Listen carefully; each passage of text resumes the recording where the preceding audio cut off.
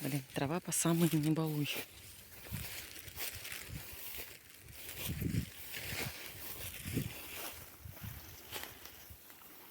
Хрень какая-то.